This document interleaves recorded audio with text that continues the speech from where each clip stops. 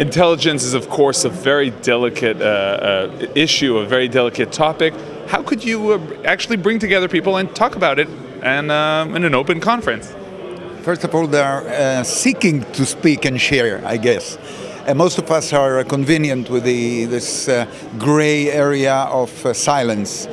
But it's a professional field, it's a professional issue, and we agreed that it's time to try and discuss it in the open.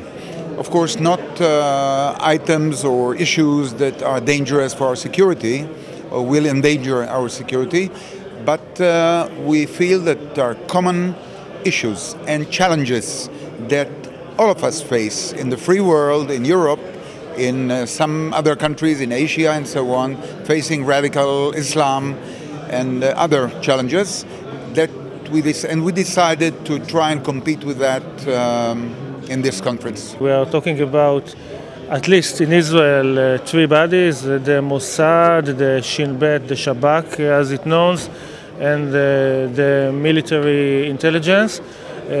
So I think that all of them are challenging, dramatic changes in the intelligence field. However you look at it, the sources are changing, the tempo of the things is different. Things happens very, very within days. Processes that used to take years or even decades happens now even during days. So the intelligence must remain relevant, and this is the challenge that all the people here are gathering to discuss, how to remain relevant. On one hand side, you have the military intelligence that will serve the government, the Prime Minister, the Chief of Staff, the Minister of Defense. It's similar to military units or military intelligence all around the world. Then we have the Shabak. The Shabak is similar, equivalent to the FBI in the United States.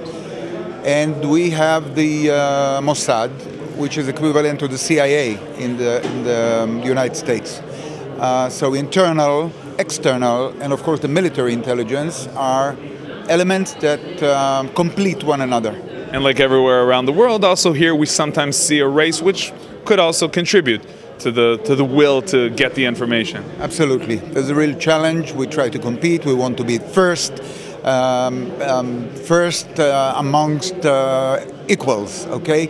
And on the other hand, some troubles, some catastrophes will explore the depth of rivalry, but we understand that sharing is the key, cooperation is the key element for success in the Middle East.